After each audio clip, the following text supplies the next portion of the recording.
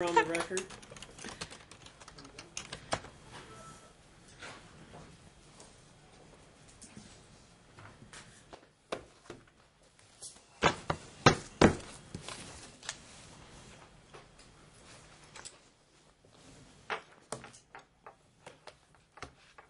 Good afternoon. We're back on the record.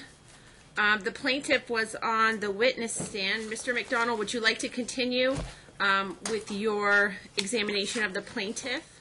Yes, Judge, I would. All right, ma'am, come on back up to the witness stand. I'm going to remind you that you're still under oath. Mr. McDonald, I told you at the break you have about 1 hour left. Continue. Well, Judge, before we start with the rest of the witness, I would like to omit these exhibits into record so that we can use them and finish the trial here. So, Counsel, do you have any objection to any of his proposed exhibits? I do, Your Honor. Okay. Can you stipulate to admission of any of his exhibits?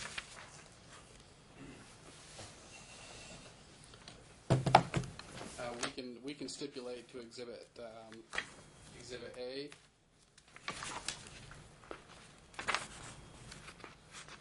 A will be admitted. And counsel, tell me what Exhibit A is. The copy I have is not... The municipal court document showing 15 domestic violence classes completed. page 5.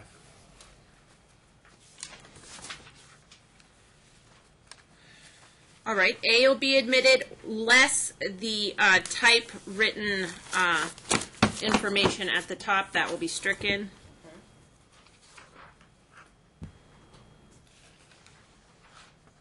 Judge, can I stipulate to that the safeness classes being completed, and there's the safeness book is Exhibit B. Can you stipulate to it?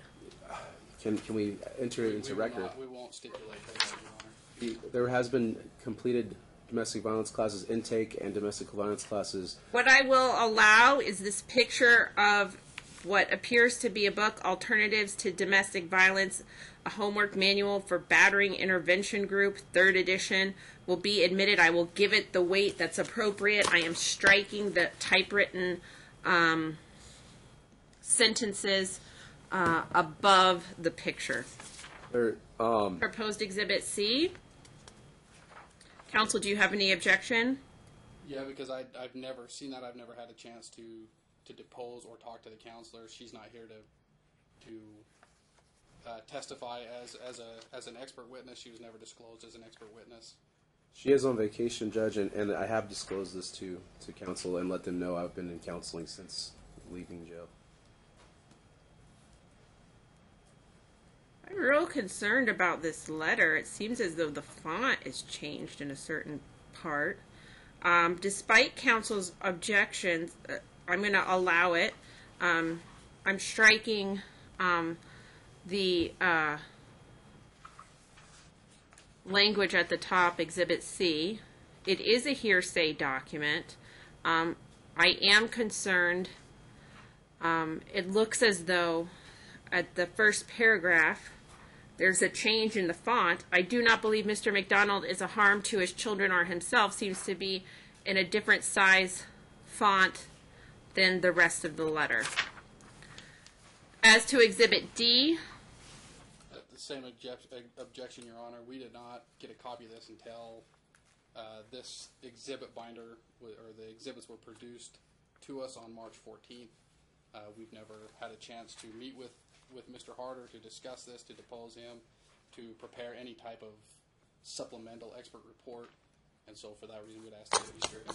Mr. McDonald, your response? Judge, this was I don't believe there ever was a mental eval ordered except for Judge Almasi, there was one done while in jail with psychologist Green. This was done as a way as a means to just show the court that I am of sound mind in case that is needed. I believe it was sent to the opposing counsel when it was completed. All right, I'm going to allow it. I'm going to strike the written notes at the top. I'm going to note that this report is dated August 24th, 2016. Judge Hardcastle ordered on November 29th, 2016, months after this is dated, the psych eval. So this does not I'll admit it. It predates, I'll note, my written order, so I'm not sure that it's relevant or that I can consider it under the mandates of McMonigle and Castle. However, it'll be admitted. Exhibit number C. E, Judge, is the I'm appellate. sorry, E. Counsel, any objection? No objection, Your Honor. And that's the appellate brief on the. All right, Exhibit E will then be admitted without any objection. I'm going to strike the typewritten language on the top, on the first page. All right. So that gets us to Exhibit F. As long as it is similar to the other ones, we have no idea what this is or where it was, where it was. There's been no testimony about. I'm going to strike the. I'll admit the exhibit. I'm going to strike the typewriting at the top. Mr. McDonald, do you understand what I'm doing? This where it says Exhibit F, divorce care classes at the Crossing Church, which defendant would go to on Wednesdays. It addressed parenting and other issues on coping related to divorce. There should be a synopsis or something. Just so that you know, that is what you wrote on here. You wrote Exhibit F. So that. This is a picture of what appears to be a book.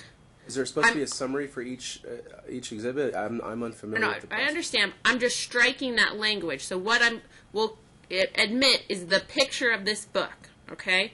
What you believe it stands for or what you think it is, that's up to you to tell me in a different way, not through this picture. Exhibit G is a copy of the 12 steps in a prayer for serenity. Any objection, counsel? Same objection. We don't know what it is, and there's been no testimony as to what this document is. It'll be admitted despite the objections, and I'm going to strike the writing on the top. Exhibit H.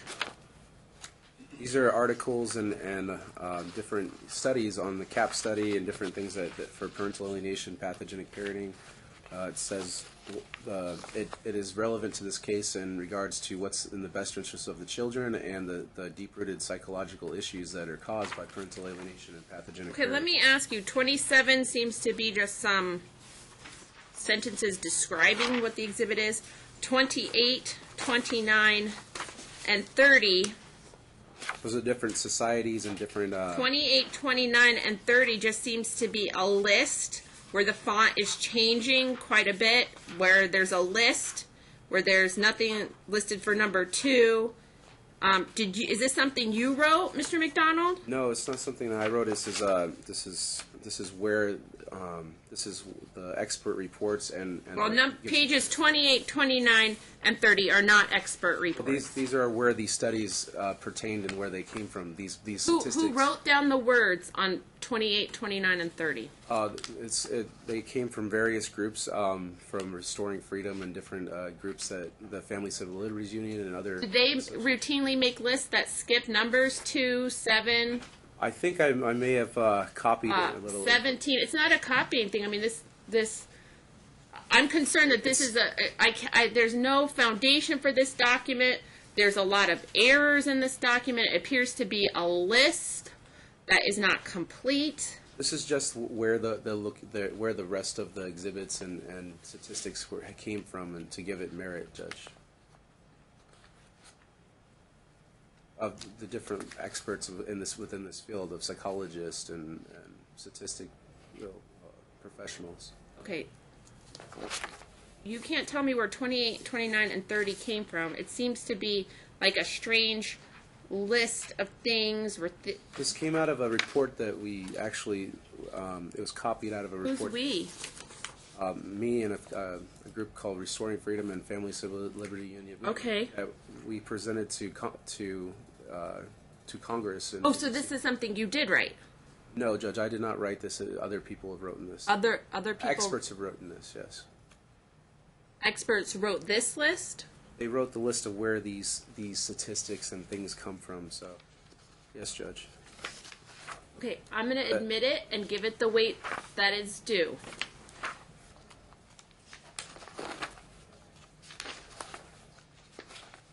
The ACE study, 34. Okay, well, what about 31, 32, and 33? Counsel, any objection to that?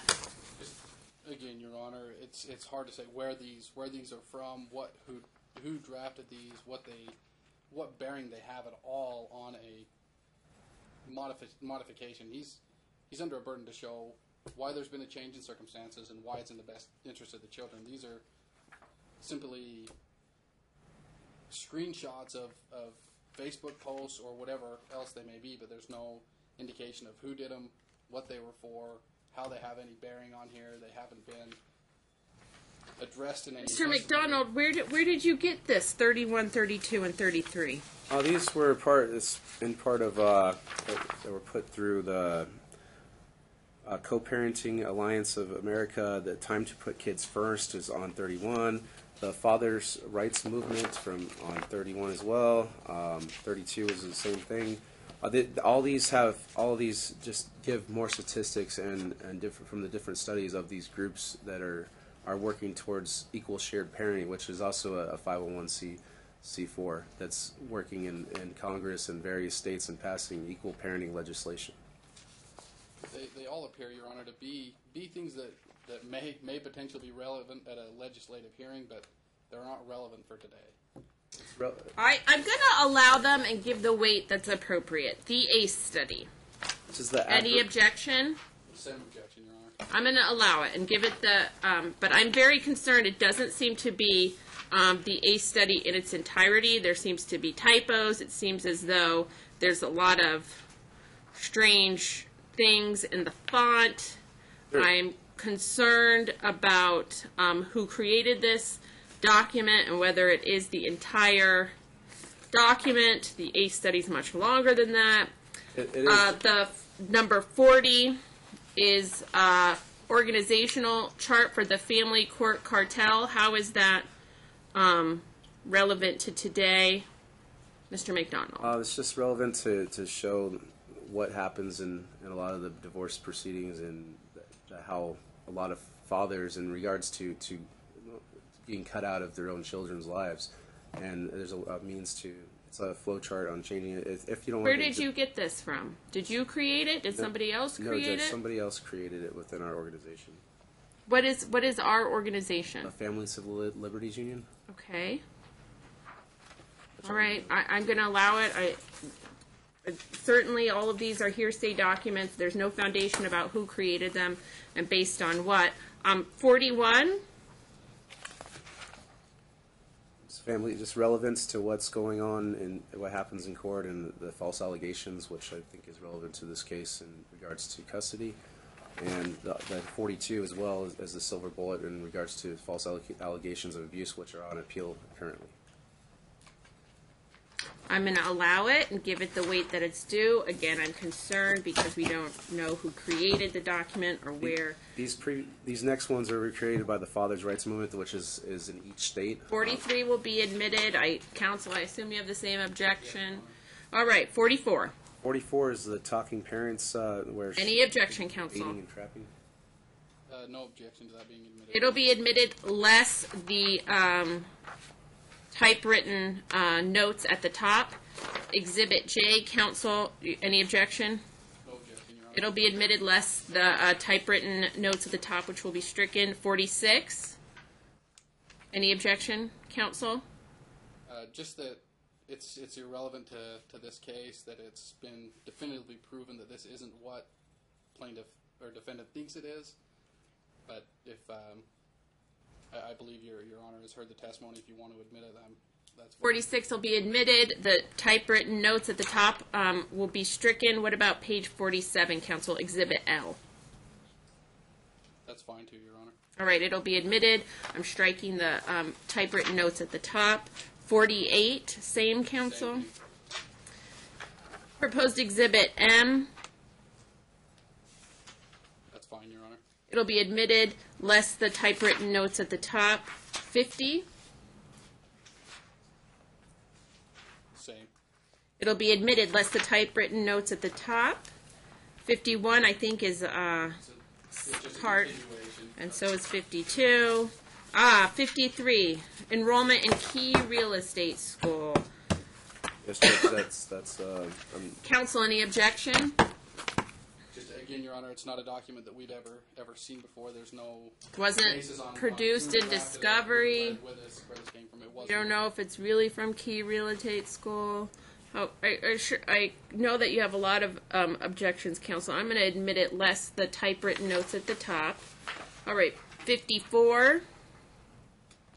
Same objection, Your Honor. It'll be admitted, less the typewritten notes at the top. 55. This one we will object based on the fact that this has to do with the property issues that are not relevant for this case. Mr. McDonald? Judge, I would like to just to have it admitted to show the relevancy to why there's a reason for the alienation and stuff is also due to money, and this is one of the situations of that. As you can see, the payout was a completely unfair amount and a lot of marital waste that happened. And I would also like to address this at another time when in regards to property at a later date. So you're still seeking its admission today? Just in relevancy to the custody today, and also for the property. All right, I'm going to admit it. Less the typewritten notes at the top. Less all of the handwritten notes that are made on these documents throughout. And I will give it the appropriate weight. Page 62, Exhibit R, counsel. Q. We have page 56, Your Honor. Exhibit Q. Oh, I kind of went through. They're all relative to the house. I'm sorry, counsel. It's an appraisal that was done, allegedly done October of 2016. Again, same objection. It has no relevancy to a motion to modify. I understand. I'll allow it. Now, 62, proposed Exhibit R. Any objection? No objection. All right. I am going to strike the typewritten notes at the top. 63. Any objection? Just again that it's regarding the property, but other than that, no objection. It is irrelevant to today's proceeding. However, I'll admit it into evidence, striking the typewritten notes at the top. 64, proposed Exhibit T. No objection other than the fact that it is the exact same as Exhibit R. Might be a duplicate. It'll be admitted, striking the typewritten text at the top. 65, Exhibit U. We will object to this one as there's no description of what this picture is, when it was taken, what it's trying to depict. So, Judge, this shows the property of the children. Mr. McDonald hasn't laid proper foundation. We can go back to that if he does want to lay the proper foundation for that photograph. Proposed Exhibit V, page 66. So the list of inventory. Any objection? Yeah, just the same objection that it's irrelevant for today's hearing, Your Honor. I'm going to allow it, although it is irrelevant, and strike the notes at the top. Mr. McDonald's argument that it is somehow relevant to show her motivation, her monetary motivation for allegations of parental alienation. I'll allow it to that extent. 67, proposed Exhibit W. How is that relevant, Mr. McDonald? The relevancy of this is that there wasn't a proper defense made by previous counsel, Kurt Smith. There was a fee dispute and a bar complaint that was issued, as there was no set time that was put in place before discovery. No discovery done. There was no preparation for trial by previous counsel, and I went to trial without ever meeting counsel and coming, and that's why that is relevant, because there was a lot of evidence that wasn't presented at our original trial that I'm not able to present here, as it cannot be heard until. This issue is not before me, but before the state bar, and fee dispute looks like it has been filed. It's irrelevant to today's proceedings, so I won't allow it. As to 68. The same thing in this one.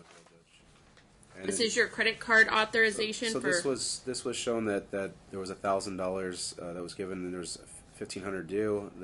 The court ordered that Mr. Kurt Smith get paid $3,500 out of the sale of the house, which was put in place, and also motivated. I don't know what the relationship, but as he wasn't able to present. What do you mean you don't know what the relationship? Relationship between yourself, Judge, and between I don't know why he was awarded that amount of fee when he was only owed $1,500 per the retainer agreement, and then he put a lien on the house. Relationship between me and Mr. Kurt Smith? There was things disclosed by him saying that you guys went to law school and all this other stuff. So Mr. Smith told you that he and I went to law school together? Something like that, yes, Judge. He made comments that he said that he does very well in front of you and things like that, which was one of the reasons why we retained him. Then he didn't do the job, so the reason behind this is just to show that I'm biased? No, Judge. Oh. I hope that's not so. So. I'm sorry. What? I hope that's not so. This is just to show that there was improper orders. Well, there was. That I maliciously awarded him $3,500. He was awarded almost $3,500. All right. This is not relevant. I'm not going to allow it for the same reason I didn't allow Exhibit W. This is the next one. 69. Order number 69 shows the amount of fees that Mr. Collins took out of the improper sale of the house. It shows that the fraud that was committed on the court in order to. Any objection, counsel, to 69, 70, 71, 72? Just that they're not relevant and they're not complete. They're not complete copies of the. It looks like they're pleadings, but they're not the full copies of the pleadings, so I'm not going to allow it to the extent that it doesn't represent the entire document.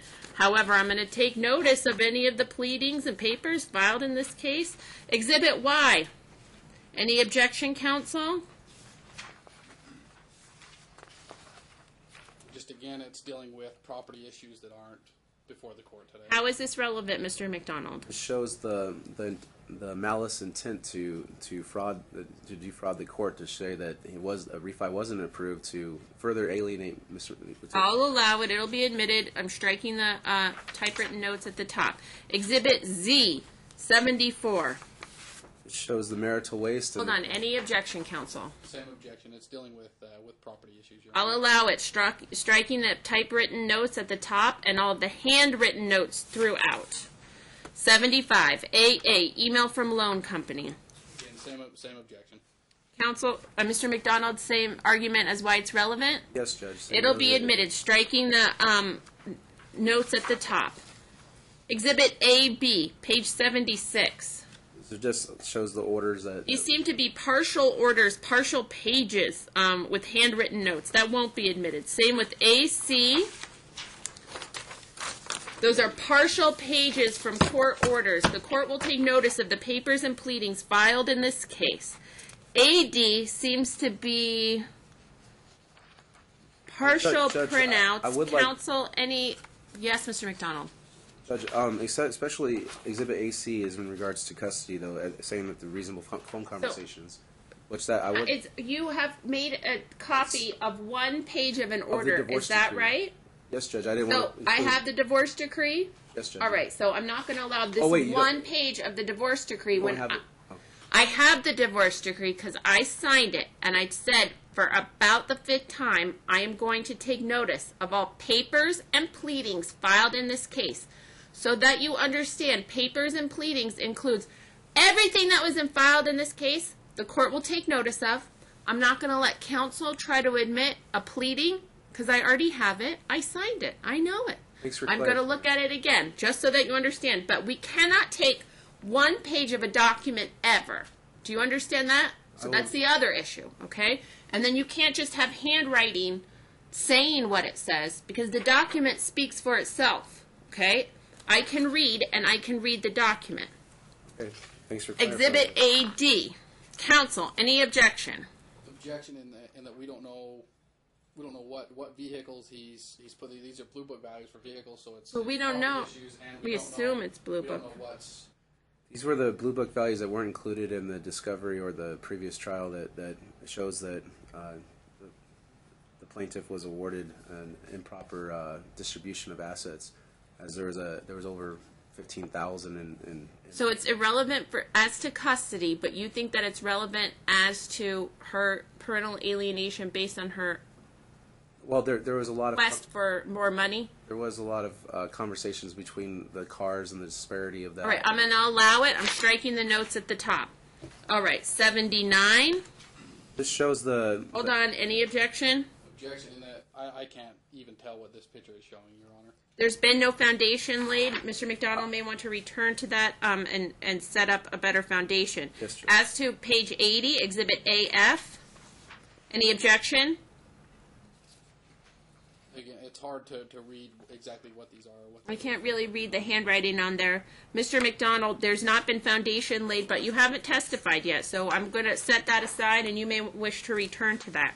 Exhibit AG, letter to Michael from Candace.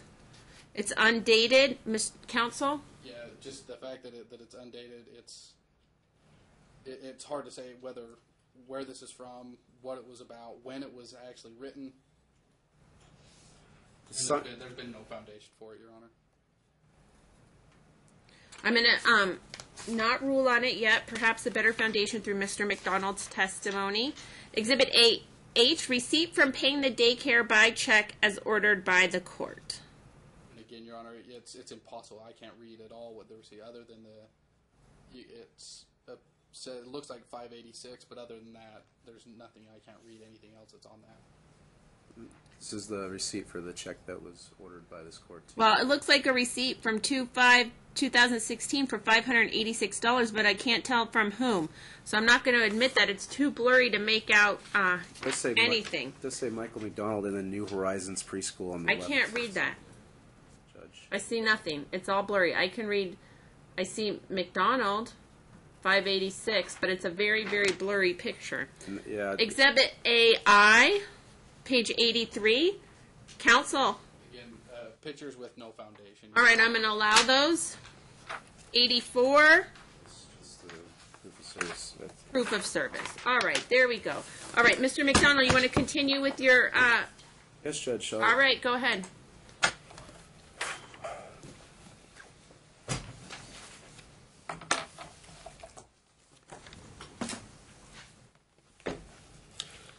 So I last left off on some of the exhibits, in which I'd like to go through a few more with plaintiff here. Okay. So on exhibit page number 50 here, that is the stalking that she has been perpetuating through social media and having her friends go on and make various comments and defamation against myself and others. Also posting different things and having a radio show ex-radio show DJ go and further cause damage in this court, and it shows the stalking that she has by joining these various groups. Oh, so are you telling me something? Or are you asking questions? Okay. So is this not a post from you? I can't see that. On page 50, can we? Well, hold on, Mr. McDonald. What page are you looking at? Page number 50. It's the post. Exhibit Hold on. M1. Let's all get it. Let's all get there. Give us some time.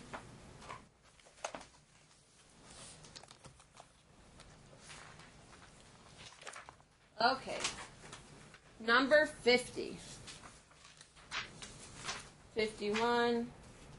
52. All right. Joe? No, you stay there. I can give her. Oh, all right, counsel. Yeah, counsel, you could help her with it. All right, go ahead. Ask the question you want to ask. Is this you posting in the various groups that I belong to, or that you had? Is this you right here that you posted? This shit keeps getting better.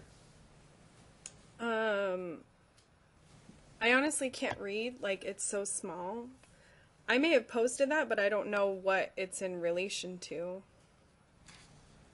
I can't even read any of the writing. So do you admit that's you, Candace Rink? It shows a picture of you and Joe. That's actually not my Facebook account. That account had to be closed, and that's not my Facebook account. I have a Facebook account, but it's under a different name. You have two Facebook accounts, is that correct? I have one Facebook account that I use. Who posted that then? I may have posted that, but I don't know when. The last time I accessed that Facebook account was, I don't even know. It's been a long time. This was, let's see here, the exact date might not be. October 10th, it says here. So that's What page are you looking at? Page 50. Where does it say October 10th? It's very small, right below the oops, hashtag oops. There's a, that's it. there's a date there. I don't see a date. I see hashtag You have to oops. really squint to see it. It's really, There's not a date. Council, is there a date on yours? There's not a date on mine. it says under Sanson, you can see October 10th right there. Oh, under the, okay. Yeah. So, let's go to the next exhibit. So this is Blair Rimmenschneider. Is that a friend of yours? Is this on page? Page 51. Blair is a friend of mine. Did you have Blair go and make libelous or comments about? No, I'm not in control of what Blair does. No, you didn't have him put different. No, stuff I on there or in go fact soft have with asked. No, I've actually asked my friends and family to stay off of any social media. people. Okay. On page 52, she's saying things about the stability and different things. Being a sperm donor, do you agree with that? I'm sorry, I'm not seeing where you see that. Where are you at? October 30th at 12:04 p.m. You've done nothing when it comes to helping bring them into the world. Nothing. You were basically a sperm donor. Do I agree with that statement? I mean, I don't agree that she said that to you. And I mean, my personal opinion, you were more than just a sperm donor. I certainly would never encourage anyone to say that. Is Mr. McDonald a good father? Does he love his kids? Does he teach them? Love them? If you're asking me if I think you are a good father, the answer to that is no. No. Why? Just because of the level of things that you've done and said to the kids and the ways in which you're Not a good father during the marriage? Maybe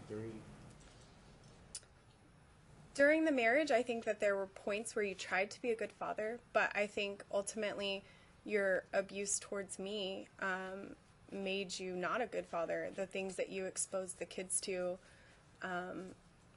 I still believe that you love the children. I just don't think you know how to act appropriately with kids.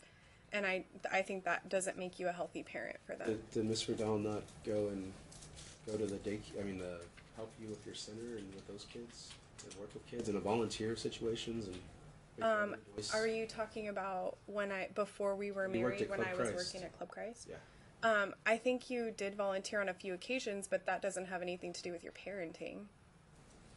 You said that Mr. Riddell doesn't have experience with kids and isn't I didn't say that you didn't have experience with kids. Let's go with 50. The real estate school is for. We can just skip those. Here. So one thing in regards to page 55. Did you go into the house right after Mr. McDonald got thrown in jail? Did I go into the house? Yeah. No. After you were put in jail, no. Who went into the house? Well, The window was broken and the doors were torn off. The door. well, I certainly did not break a window or a door in my own home. You haven't been in for 2 years. I'm sorry? Go ahead. I didn't hear what you said. So was there a window broken? Was there doorknobs? If there was a window broken, it wasn't anything that I had knowledge of. Are you currently in possession of the DVR hard drive for the camera system? I'm not in possession of anything from the Is house. Mr. Collins in possession? I don't know what Mr. Collins is in possession of. So there's a list of things that we could bring up here, Okay. but that would show.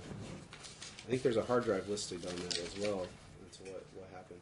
Where is Marley at? The dog. Is she okay? Is she still alive?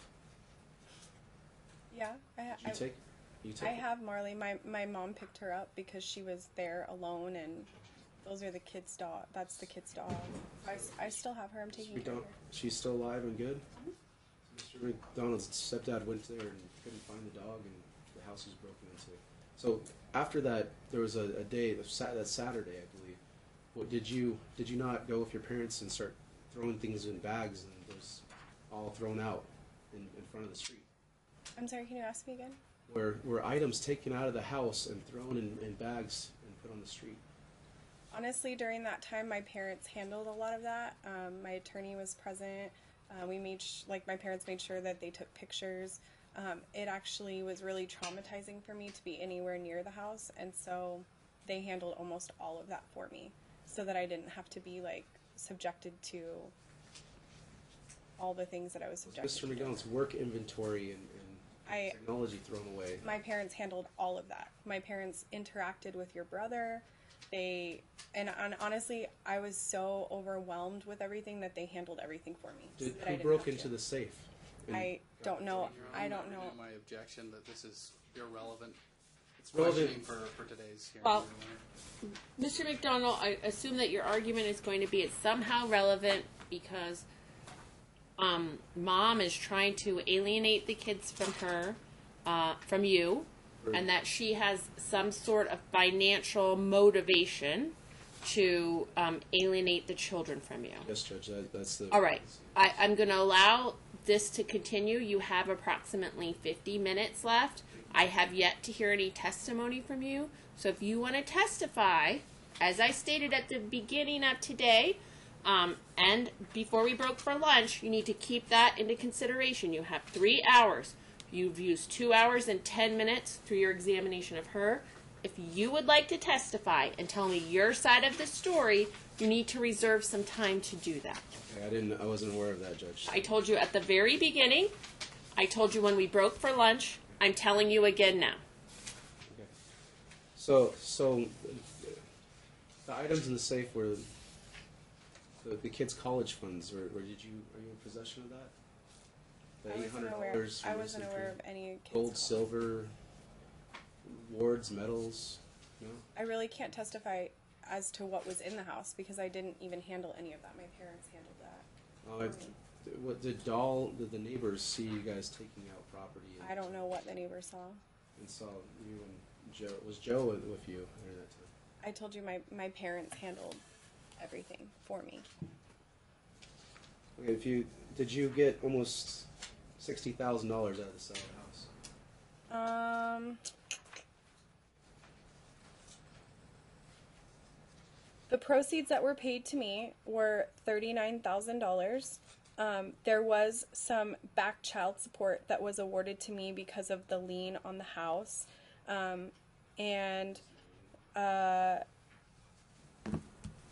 Or it was a judgment. It was a judgment. It was reduced to judgment, which is why more money came.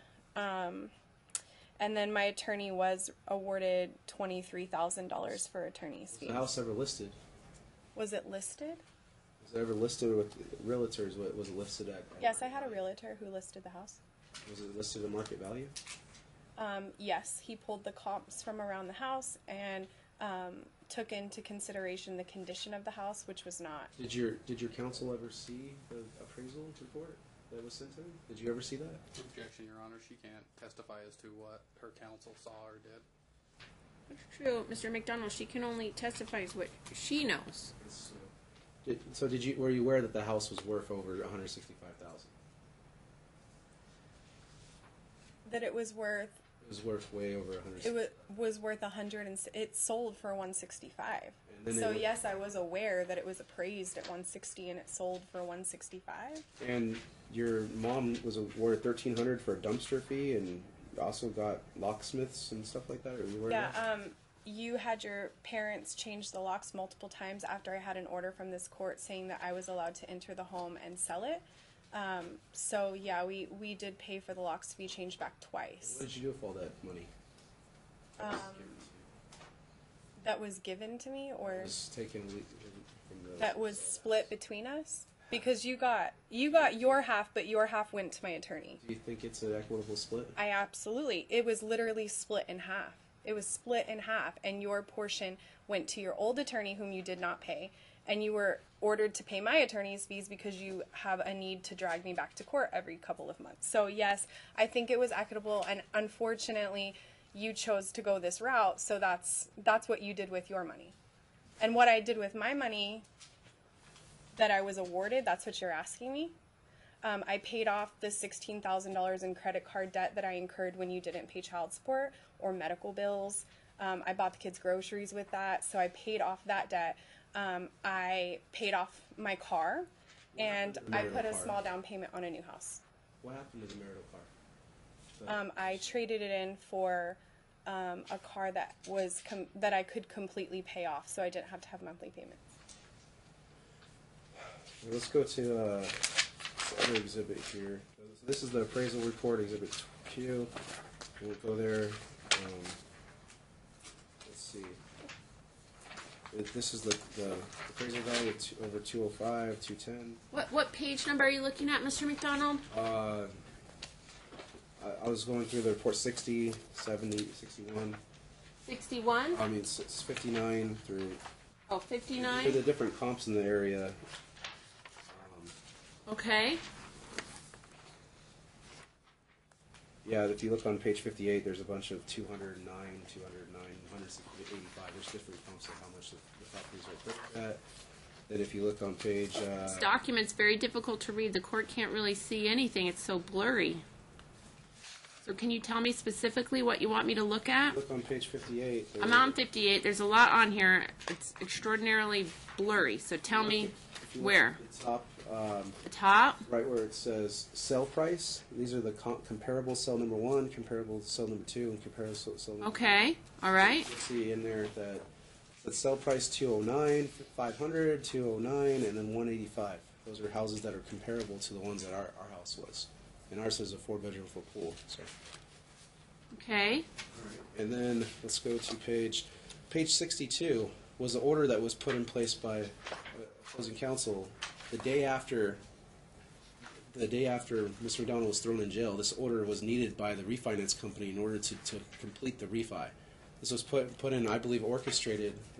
They conspired to get me thrown in jail and then to sell the house. Is this a question? No. So is this? Are you aware of the order that was put in place on page 62?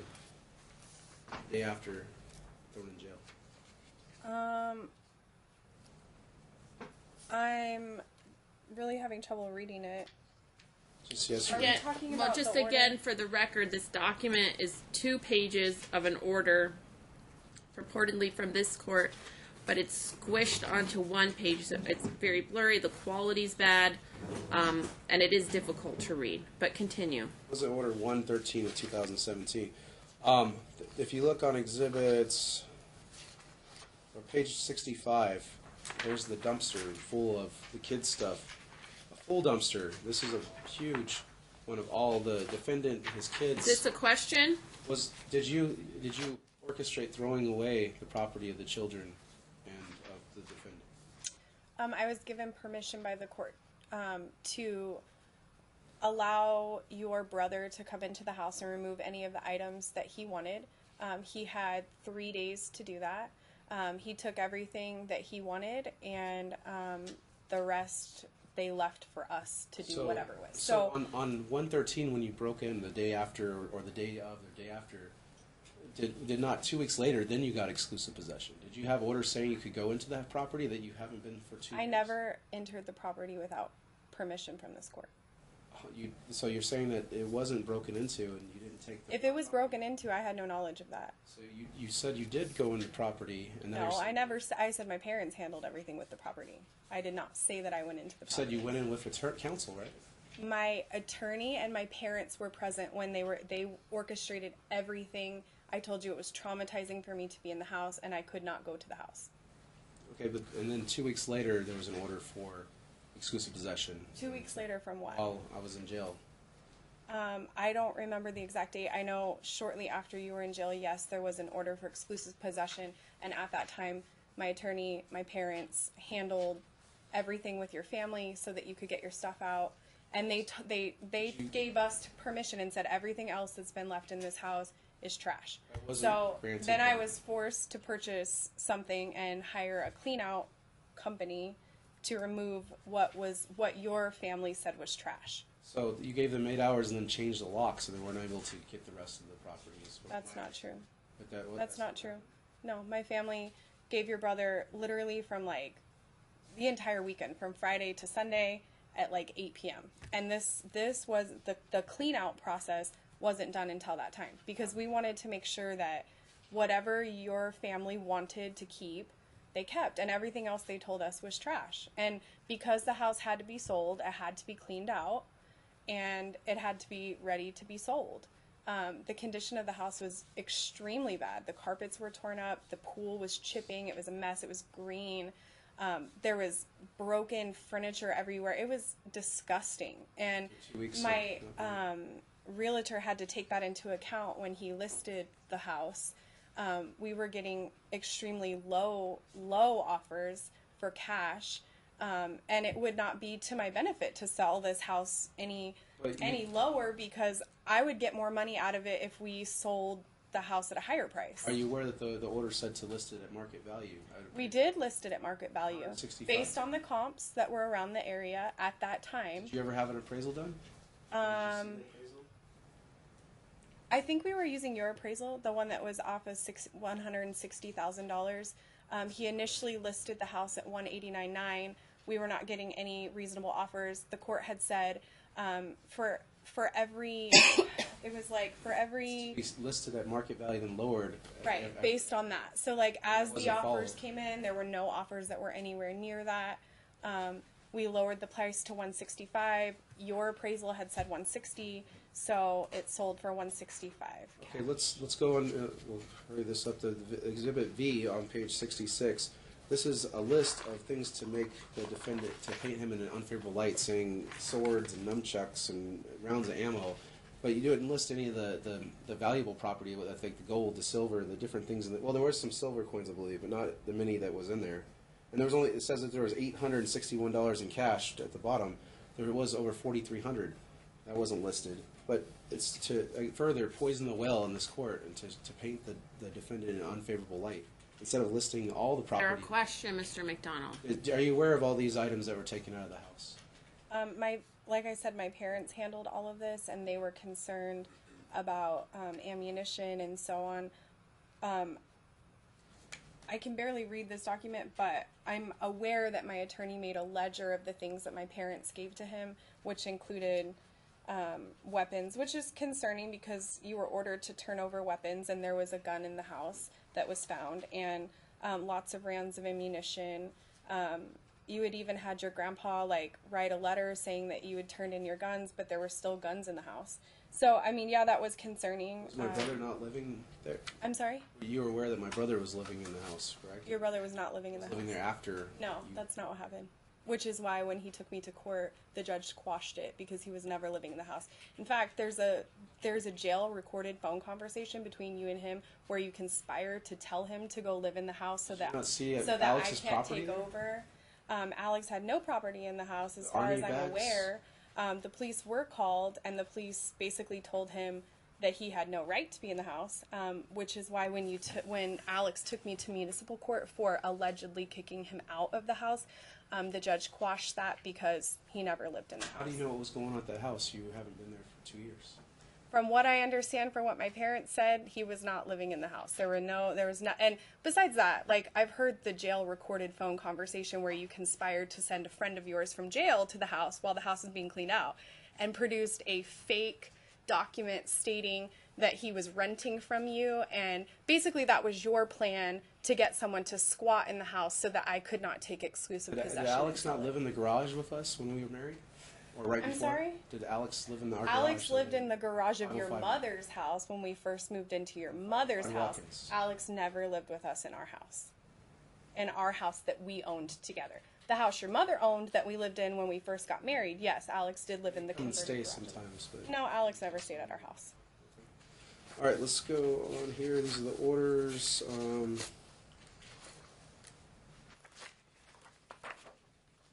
So in regards to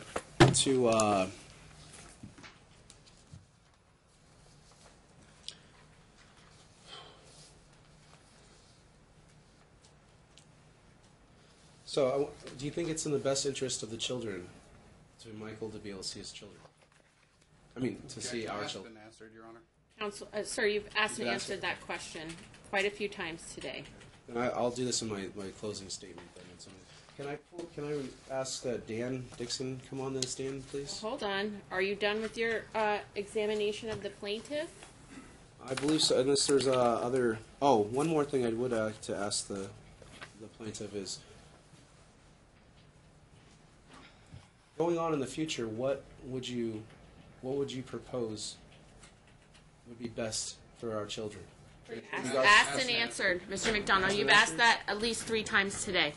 Okay, so, and there was questions on saying that she never saw any counseling or mental evals and stuff. So I wanted to just point that out to the plaintiff to see that there has been progress. There has been things that show that's in the best interest of the children to see their father, and that he has taken any and all steps to show plaintiff and this court that he's remediated himself, that he has gone well beyond the scope of the court in regards to showing custody and what's best in the NRS 125C.0035. And I want to go say that. So is there a question? So I would like to ask, have you seen those documents, Exhibit A, B, C, D? Do you think that's sufficient? Can you give me the page numbers? Because I don't have tabs in this one. It's page number 5, 6, 7, 8, 9, 10, 11, 12. Okay, so page 5.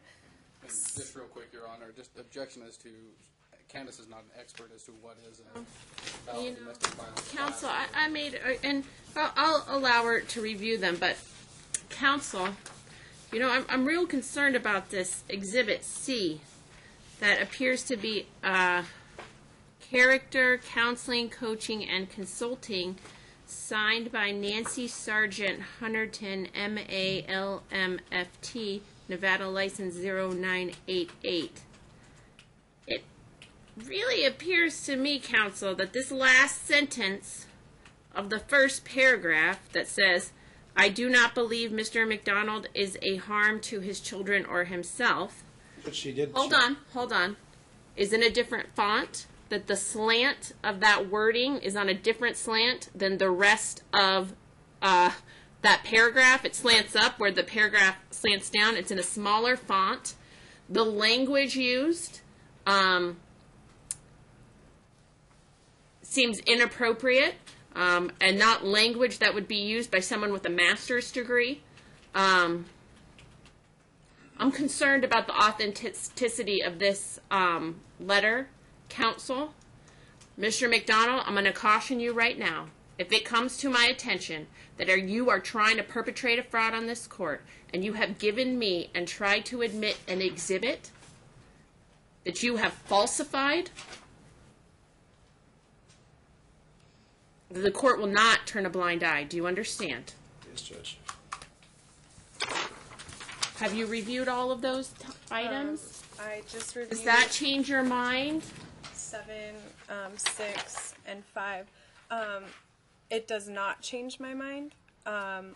You were ordered to take 52 domestic violence classes. This one says that you completed 15, which I confirmed with my domestic violence advocate last week that there have only been 15 recorded with them. That you still have yet, and that you've still yet to complete the other, the rest of the remainder of those classes. Page 6 is a book, Alternatives to Domestic Violence, a homework manual for battering. It doesn't say it's from Safe Nest. I'm not convinced that you attended those classes just because you have a book. Page 7, which is the counselor's letter, I also have major concerns about this. I myself was in therapy, and my therapist wrote a letter for me. It was 2 pages. She also has a master's degree. And I'm also concerned about the font as well. So I don't even know that that's authentic. And really, if you strike that last sentence, Michael McDonald has seen me for individual therapy to address his issues related to divorce, his personal well-being, and develop insight related to his separation from his ex-wife, especially his children. We have met regularly since his release from the City of Las Vegas Detention Center in June 2017. Please contact me if further information would be helpful. That does not convince me. And this is also dated August 31st, 2017. It doesn't say anything about, you recognizing your issues or owning, or it just says that you're there to address your issues regarding divorce and your children. So that's not convincing to me that there's been a change. Page 8, which is the mental evaluation from Greg Harder, which goes all the way to page 12. I haven't read yet, so If you just look at the very last page, that shows the diagnosis. I'd like to read it all, if you don't mind. Can we not use court time for that, Judge? You asked her to look at it, so she has to look at it, Mr. McDonald. Well, I would direct you to page 12, and that's the last. So you don't want her to review it? We could review it. I mean, this.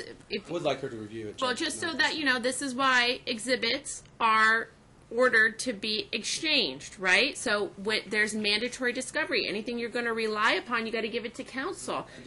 No, you didn't. Had you done that, she would have had an opportunity to review it. If you had given me your exhibits and your pretrial memo on the date ordered, she would have again had another opportunity to review it and been prepared for today. But we'll allow her to review it, and then we'll get back at it.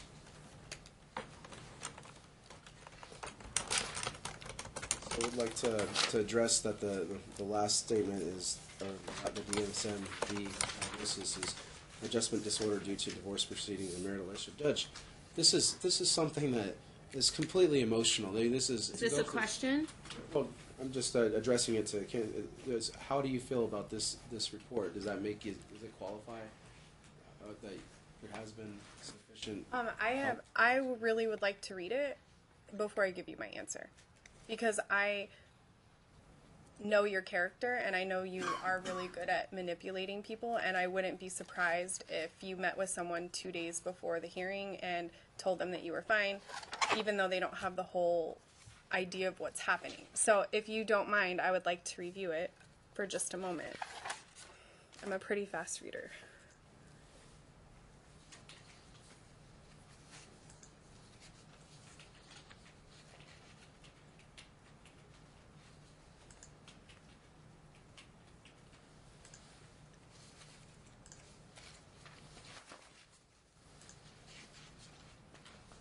I mean, I have an issue with the letter.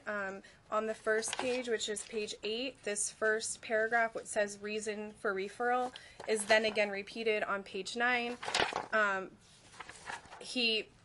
Whomever wrote this basically copied and pasted exactly what's on page 8 on page 9. I'm not certain that somebody that is a psychologist would do that. And it's concerning before I even finish, which is, I explained to him that he was being evaluated to determine if he had any mental health problems, but I do not do child custody evaluation and cannot make recommendations to the court about custody of his children.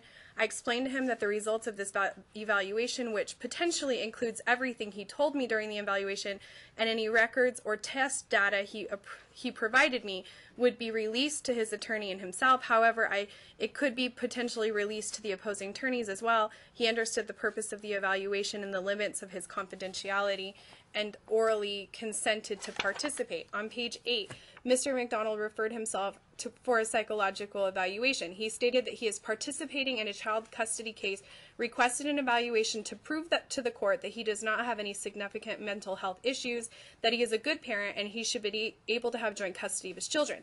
I explained to him that I do not perform child custody evaluations. However, I would be willing to evaluate his mental health to determine if he had any mental health issues.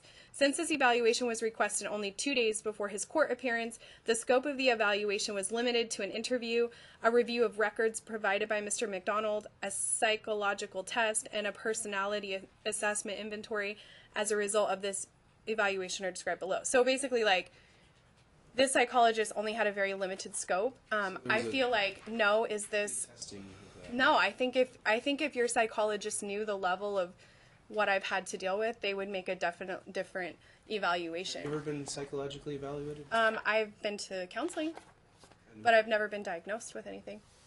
Never? Nope, never. And you saw our counselor's wife, is that correct? Our marriage counselor's wife. The male counselor did our couples therapy, and I saw his wife, yes, individually. Do you still see a counselor? I do see her occasionally. Occasionally? Yes, occasionally. To deal with this. Are children in counseling, or they're? Malia was in counseling for a brief period after. For what? For what cause? After you took her in that domestic violence incident, she was having violent nightmares about you taking her. And I took her to a very well-known child counselor that deals with children that are really young. And I wanted also to make sure 100% that there had been no sexual abuse at all. So I presented that to her as well. She determined that there had been no sexual abuse and what we were dealing with was trauma. And she gave me a lot of great things to help her, like things like telling her she's okay, she's safe, making sure she kind of has this, she does like a sensory thing where she smells my hair a lot for comfort. So one of the things that we tried with her is like a shirt of mine that smells like me. She'll sleep with that because it brings her a lot of comfort. She also suggested essential oils are super helpful. Making sure that bedtime routine is consistent. So she's doing good now? Is she okay? I would say she's doing much better. She still has trigger moments where she's afraid that you're going to take her. And she still has nightmares. Talking now? She is talking. She's been in. I haven't seen my own daughter in over. She was in speech therapy because she had a speech delay, and she's now 85% intelligible, which is amazing. She's been in speech therapy since. You don't think that summer. not seeing her father has anything to do with that? I'm sure. I think it more has to do with the trauma that she suffered when the domestic violence incident took place, because I know that she was even potty trained at that time, and then she went back to wetting the bed a lot and having nightmares, and her talking seemed to kind of delay after that point. So I do think some of her delays had to do with that traumatic incident. Did I teach her did I potty train her and teach her how to walk? Malia was not walking when we split up. She took her first steps in the condo that I lived in far after we were split up. Took steps as for potty training, I don't know.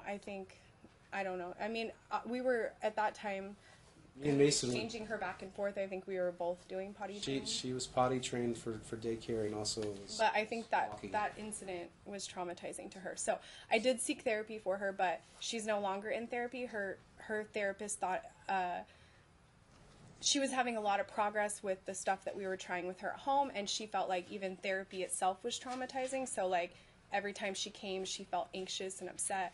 And so she just asked me to, she just said that we didn't have to continue. Let's move on to the appellate brief. And on the pages Mr. 16... McDonald, you have 24 minutes remaining.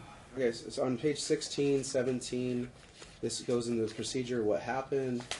On page 18, the court erred in denying the defense motion to continue trial. The defendant asked for an attorney and to seek counsel, and he was denied. He was denied due process of law. Is this a question? Objection, Your Honor. Candace has. Candace aware that the domestic violence is on appeal, and that it's perpetuated that the pushing never happened. Domestic violence did not occur, and it was now being used as a silver bullet into keeping Mr. McDonald's children from him for over a year.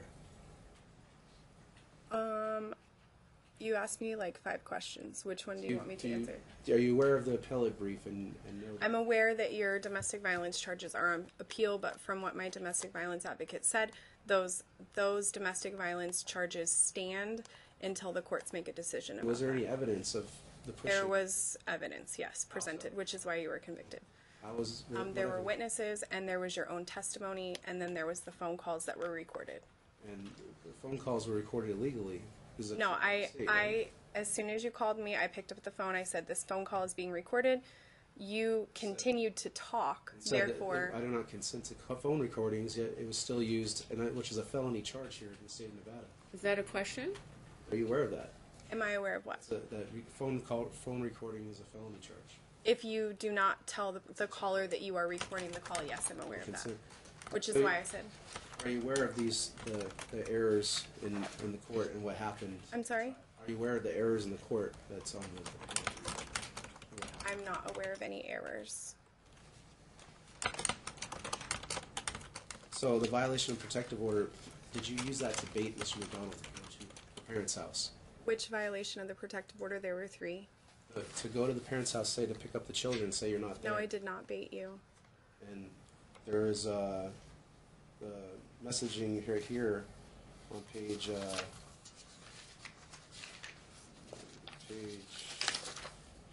page 44 that says, they will meet you in the church parking lot. I've already left my parents. If you are not there, I'll be there to pick them up, and I'll be back.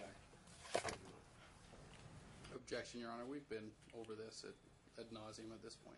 No, It is asked and answered. You got 22 minutes. If you want to spend the 22 minutes asking her questions and you won't have time to tell me or for you to testify, this is your motion. You have the burden of proof.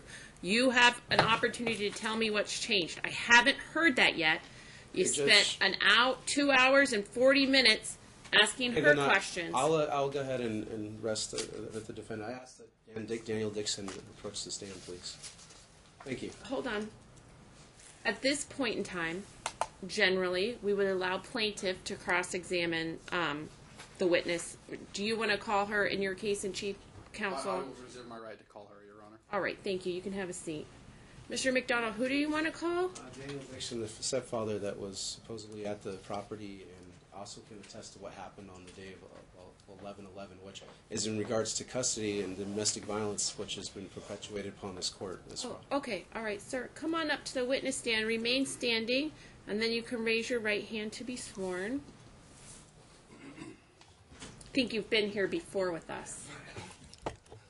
Do you solemnly swear the testimony you're about to make in this action shall be the truth, the whole truth, and nothing but the truth, so help you God?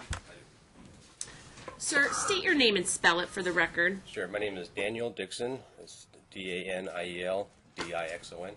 And how do you know the plaintiff? He was my son-in-law. The defendant was your son-in-law. She's my stepdaughter. All right, go ahead, Mr. McDonald. So, did you see Mr. McDonald push Candace? Yes, I did. How so? Objection, foundation, Your Honor. Right. So tell us, remember what foundation So on the is. day of 11/11 of 2016, when Candace said to pick up the children at her parents' house, you were in the garage, correct, with the children? I believe I was on the... Towards the back door, or? No, not at first. I met you halfway down the street trying to get you to go back to the parking lot because you were yelling and screaming at Joe, calling and cussing, and I was trying to get you to go back, told you I'd bring the kids. You kept on coming in. Did Mr. McDonald make any threats? Pardon me? There was no threats made, correct? By you? Oh, yeah. You were going to kill Joe. Did you ever hear him say that? Did I hear who said that? Mr. McDonald, did he ever say that I'm going to kill somebody? Did he ever say that? Did you hear that? He was. You were yelling and screaming. So you don't know exactly what was said. You were cussing at Joe. You're telling him that he blessed your daughter, and we tried to get you to go back. We kind of pushed into the garage. Candace was standing off the side. You went to go past Candace. You pushed her off the side. You reached over for Mason's arm. Mason pulled back. You grabbed my wife's arm, tried to pull her back to reach on the Mason. How did Mr. McDonald push Candace if did he not have his daughter in his arm and the backpack in the other arm? How did the pushing happen? I don't remember exactly how you pushed in there, but I remember you pushing with your one hand past her to get past her. And I was right there on the phone, and we have it all on a 911 tape.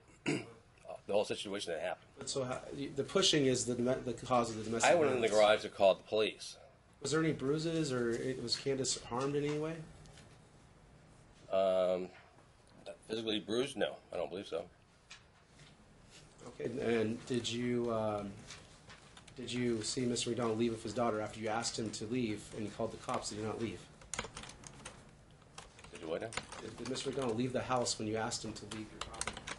After I asked him a number of times, I asked him to get out of my garage. I had to ask him over and over. We were yelling and screaming. At that point, you were holding Malia, and we were yelling and screaming at each other. I was still on the phone with 911. Asking to get Mason, correct, towards the towards the back. Yeah, we couldn't get inside the house because we told Joe to go inside and lock the doors. So we pushed into a bad position because we were trying to get back and get the kids and Candace into the house, but the door was locked. So I was on the phone in the garage trying to get the cops there. They're pounding on the door, and then Mike came in there, pushed Candace off the side. He reached in for Mason, and Mason was terrified. He was hiding on the door, and he kept on trying to reach it, and then my wife was saying, no, get back. I was saying, get back. Finally, the door opened. They got inside. They closed the door. then locked it on me. Did Mr. McDonald, did he leave the situation afterwards and then ask you to bring Mason out after we had a phone conversation? Yeah, I asked you to get out. I closed the garage door. At that point, and you said to come back to the property, and you're waiting for the cops to come to put me in jail. You said to come back and get Mason. Do you recall that conversation that we had? I recall the police showing up and all of us giving our reports to the police. You kept on texting me, telling me to bring the Mason down to your grandparents.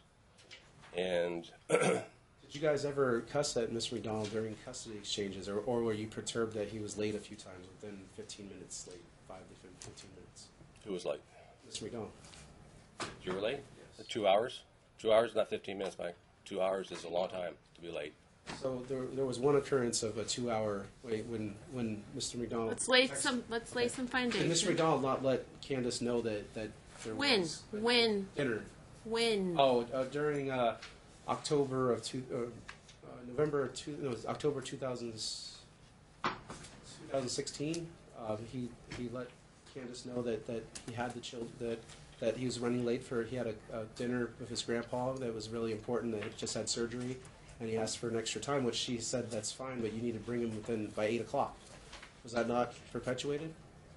Were you aware of that? I don't remember that situation. I'm sorry. There's so many situations that were. Do you think Mr. McDonald's a good father? You know, I'm glad you asked me that, because here's my honest feeling is that I think you're right. I think every child should have a mother and a father. I honestly believe that. And I was a good father to my kids, and I always thought that I would always be supportive of their mother and have a good co-parenting type of environment. You? No, they're better without you. You had a divorce, correct? You had a contentious divorce with your ex, and your kids had issues based on that, correct? I did. Did you know the effects of not having a father? Were you alienated at one time? Well, if the effects are not having a father versus having you as a father, I take not having a father, because you talk to a 5-year-old like they're 21. You tell them things that they shouldn't even know. Have you ever seen him have those conversations with his child? I read a letter that you sent them. I read a letter that you sent them from jail. That was so inappropriate. I couldn't believe you were writing to your children. Have you ever been to jail, Mr. Dixon? Yes, I was. I got a DUI one time. And did we not work at the city together? We didn't work together. We worked in the same. We worked at the city. Yeah.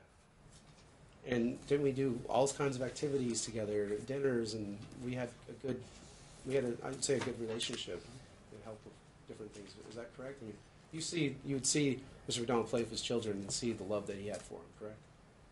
Yeah, I see him play with his children. I mean, he was more of a friend than a father, in my opinion. Do you believe that fathers should have unalienable God-given rights to their children? No. There should be a high set standard of what they can do to lose No, I their think children? being a father is something that you Okay. you don't deserve automatically. I think you earn it.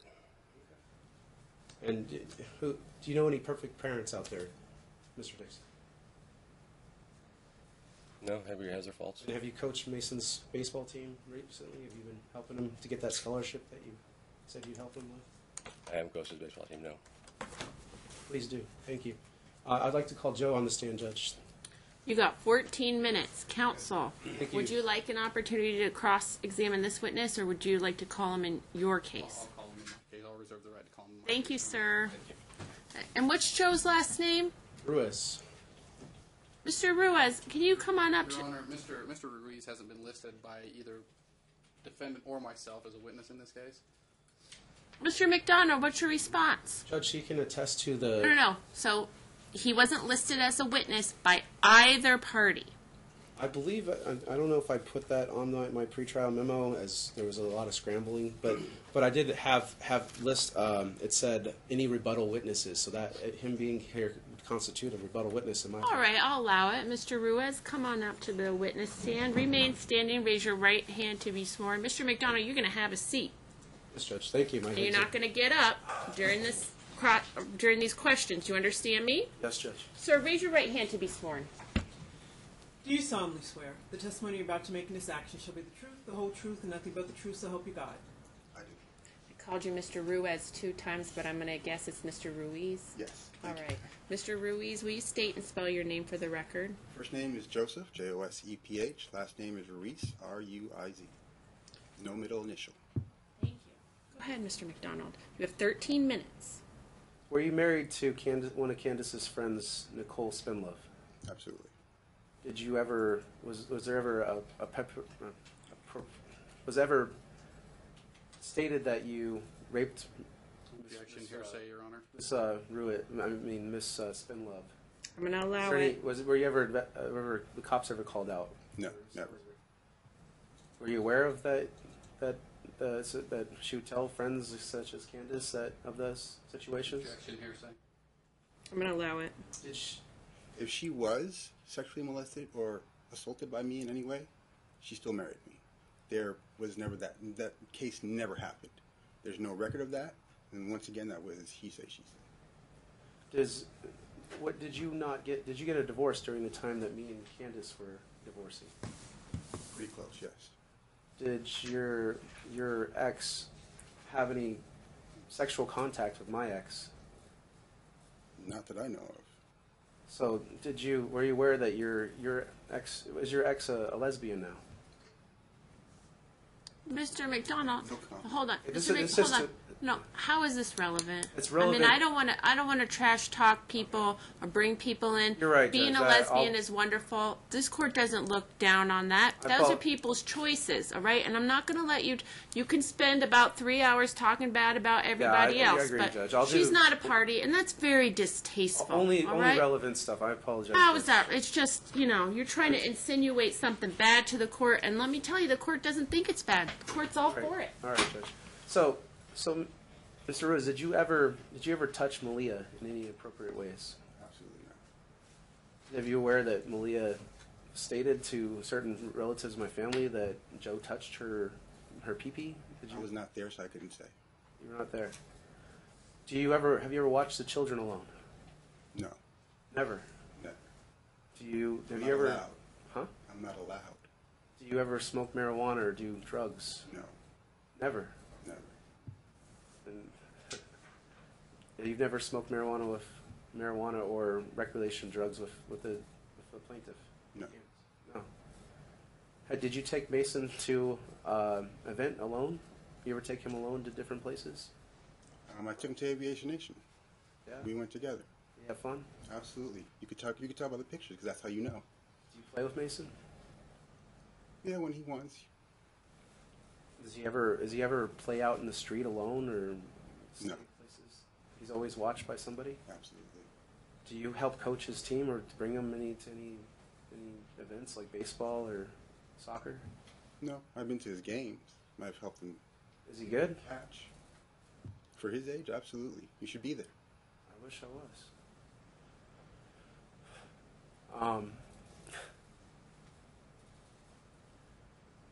So, do the kids ever call you daddy? No, Never? no. They just call me Joe. Do you take them to school? Yes, I take Mason to school every morning Take them to school every morning. At what time? when school starts. Are you ever alone at the house with the children? No, I'm not allowed. Who brings the children or Malia to daycare? Our mother. Have you noticed any self-esteem issues or any issues with Mason or Malia, or do they ever say anything about their dad or ask you questions about him? Not really. Are they happy children? Absolutely. Have you ever seen any breakdowns or mental breakdowns by the plaintiff? No. No? Has the plaintiff ever hit you or hurt you or yelled at you? No. Never. We know how to communicate. Wow. Okay. Is there any means of? Were you in the house on the day of 11/11 of 2000? 1/12 or 1/13 in January of 2017. Objection lacks foundation as to what house. Which house? The house on 5813 Maynard. No, not that. You never went there? Never took property out of the house? No.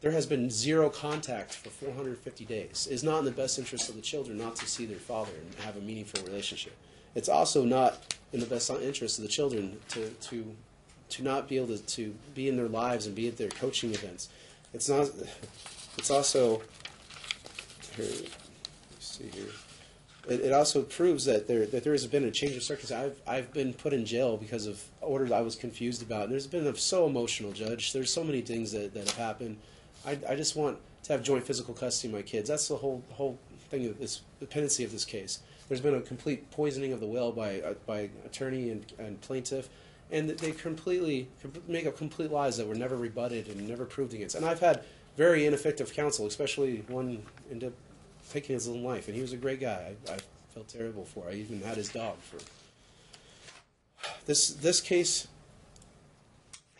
there should be a tier of fact of what is in this case and all of the things that have happened and the consideration for that. And when there was orders for every weekend visitation, things were going well. Things started happening. Then all of a sudden, when she finds out that when the plaintiff finds out there's a girlfriend, that's when everything blows up and it becomes a vindictiveness. And regards to custody, as she would not agree to joint custody when we sat with our stepdads, we agreed to everything but custody. She wouldn't agree to 40% of the time. She knows I'm a good father. I take good care of my children. I'm very involved in their lives. And I know the effects of not having a father. And I know more than anything that I have a great duty and responsibility to steward those lives of my children. And I ask this court that I be able to do that.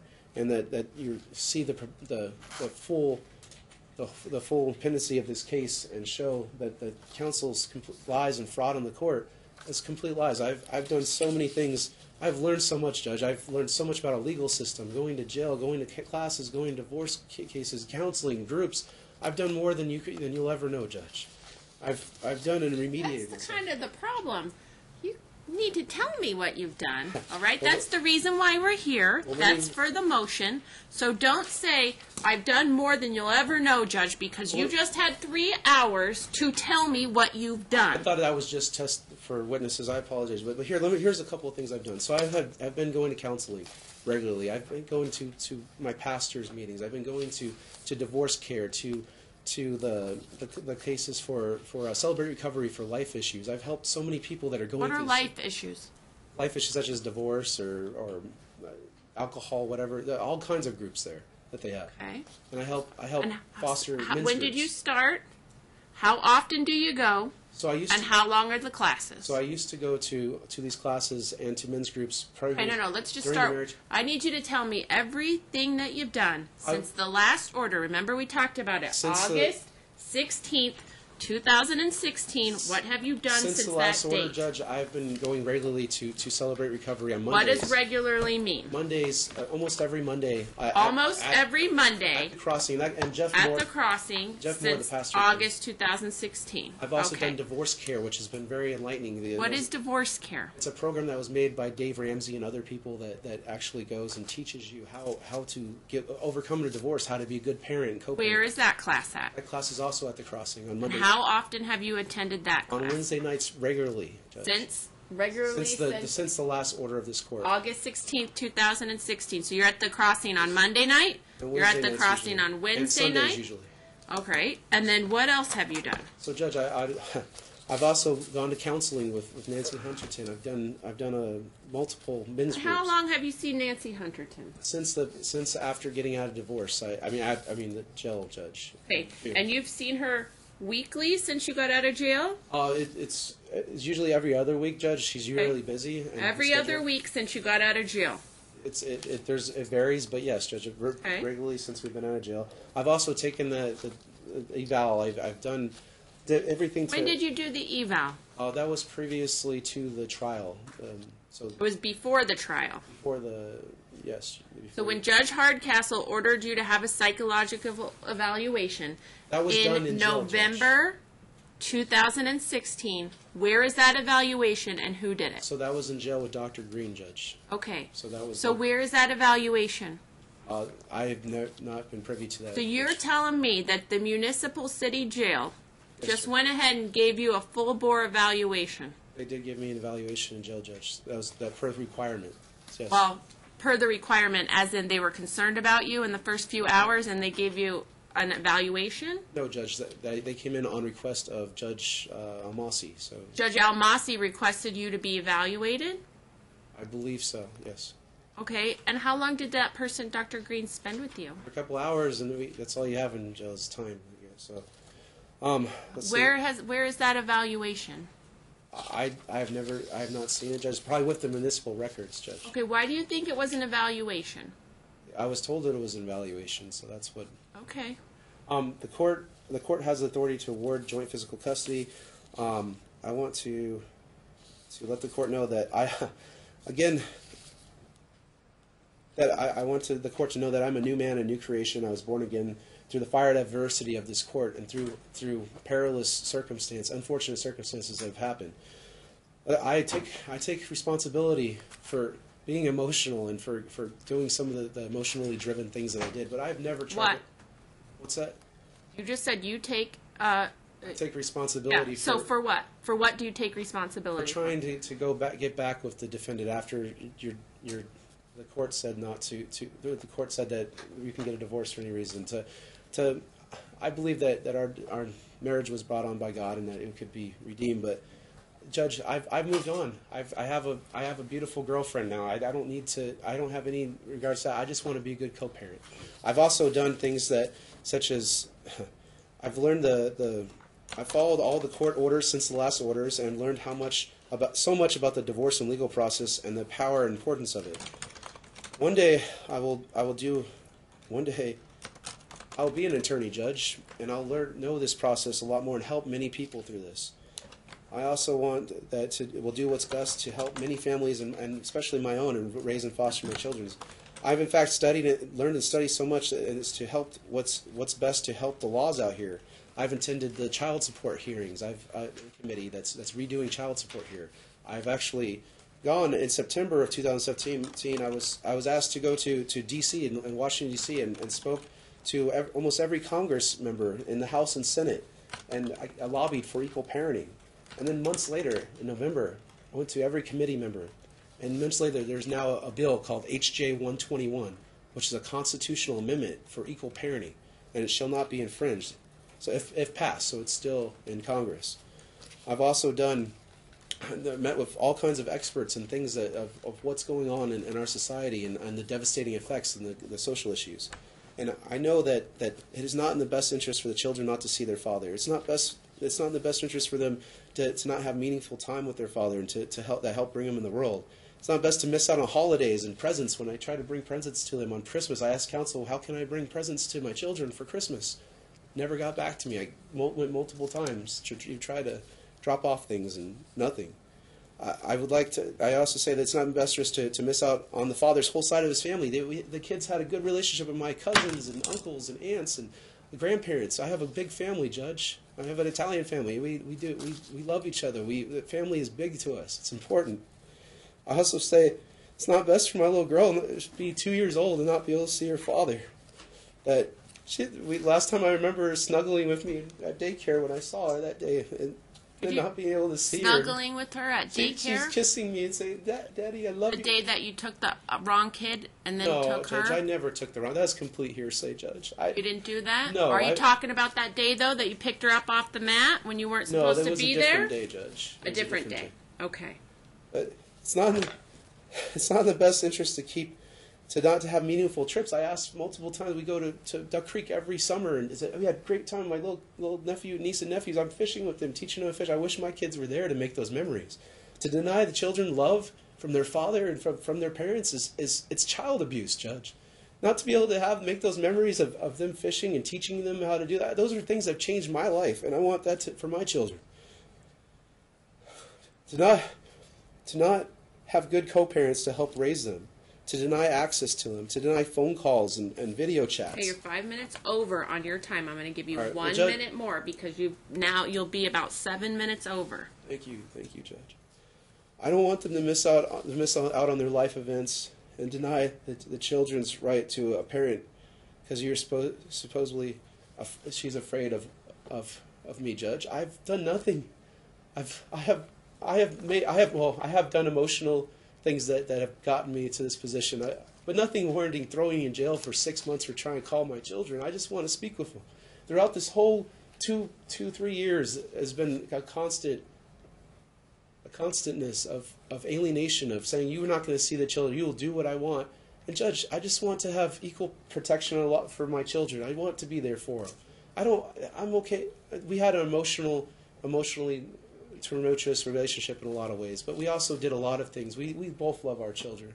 And I know she's a good mom. She does good things for them. And I think if we had orders setting that, we wouldn't have issues. We just avoid each other. We would be good co-parents, so they're talking parents, and go to their games. I'll sit separately and cheer on my son and coach him, and she could do it too. We should do what's in the best interest of them together, and not just keeping them away for spite and greed. So I ask that I've stayed far away since the court order. I've stayed far from her place of employment, from the kids' school, from everything. I've attended various CLE classes in regards to custody and support. I recently got appointed to the Bar Fee Dispute Committee as a lay member. I'm actually running for office, Judge, where I can help go to the state senate, where I actually attended when I was in high school. I attended Boys State and passed mock legislation up there. And one day I'm going to do what I can to help change these laws. So I believe that my path has been divinely, all through all this, that it has been divinely guided. And I read the book, The Purpose-Driven Life in Jail. And I'm a reformed man, Judge, and I deserve equal access to my children. I will do whatever is in the best interest and be a good co-parent and love my children and love her for being there and for giving me such beautiful children. And I want to maximize my time with the children and be able to see them. And I also say that it's in the best interest to have joint physical and legal custody of the children, and that we can be good co-parents together, and to give me that chance again. And I could also go into a bunch of case law. Now you're 8 hours over the time that I allotted you. All right. Thank you for your time. We're going to take a 5-minute break, and then we're going to come back, and we'll hear the plaintiff's case. All right? Thank you. All right.